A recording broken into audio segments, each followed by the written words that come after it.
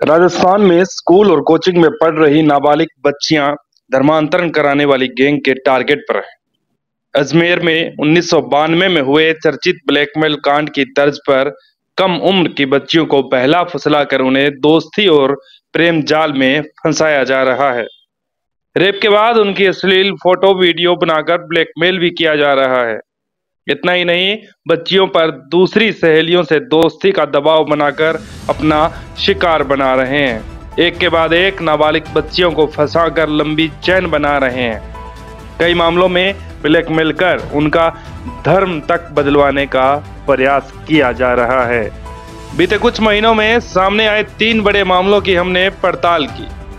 उदयपुर में 2 बहनों का इस तरह से ब्रेन वॉश किया कि सोशल मीडिया पर अपना नाम बदलकर मुस्कान और अनीसा रख लिया।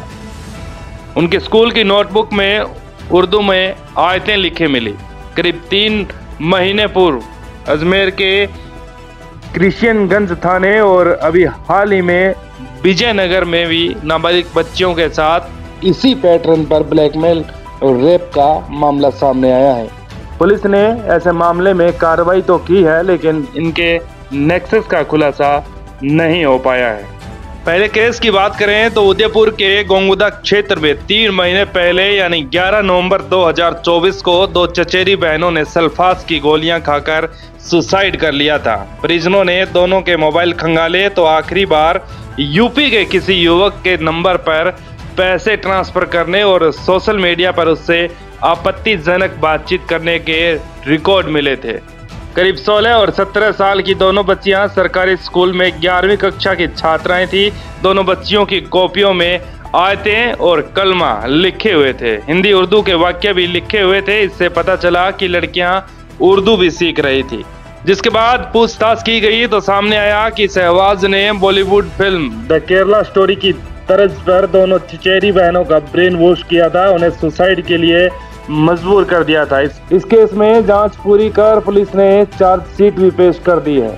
अब ताजा मामला अजमेर के विजयनगर से सामने आया है। यहाँ पर 10 से 15 एक विशेष समुदाय के लड़के एक प्राइवेट स्कूल में पढ़ रही 10वीं कक्षा की 5 नाबालिग बच्चियों को फंसाकर उन्हें ब्लैकमेल और देश शोषण कर उनका धर्म बदलने का दबाव डाल रहे थे। इस मामले में भी सामने आया है कि सभी आरोपी युवक आपस में दोस्त हैं और एक ही मोहल्ले के रहने वाले हैं। ये सभी मजदूरी करते हैं। एक भी आरोपी स्कूल पढ़ने नहीं जाता है। बावजूद इसके एक प्राइवेट स्कूल में पढ़ने वाली कई बच्चियां इनकी गिरफ्त में आ गई।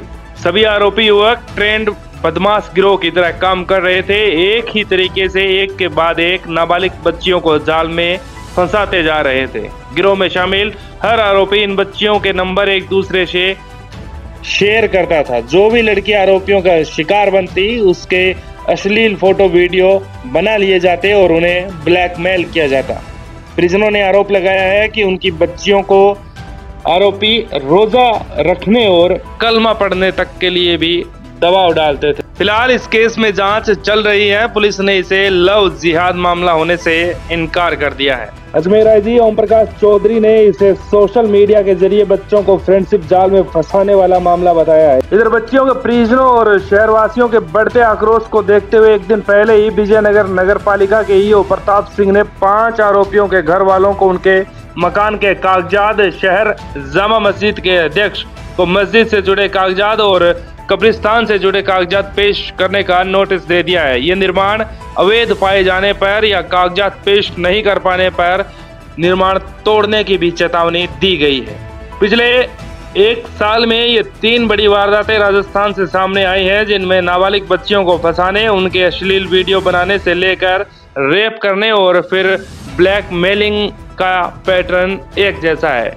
एक के बाद दूसरा और फिर तीसरा युवक उनका रैप और गैंगरेप कर रहा था। फिर आरोपी उन्हीं बच्चियों पर उनकी सहेलियों से दोस्ती करवाने का दबाव बना रहे थे। ब्लैकमेल कर रुपए लूटे गए, साथ ही धर्म बदलने तक के प्रयास भी किए गए। अजमेर के विजयनगर वाले इस मामले में ये सामने आया कि पकड़े गए कुछ आरोपी एक दूसरे को जानते तक नहीं थे, लेकिन वो बच्चियों को टारगेट बनाकर उनकी इंस्टाग्राम आईडी और नंबर आपस में शेयर कर रहे थे। वहीं बच्चियों पर उनसे दोस्ती और रिलेशन बनाने का दबाव डाल रहे थे।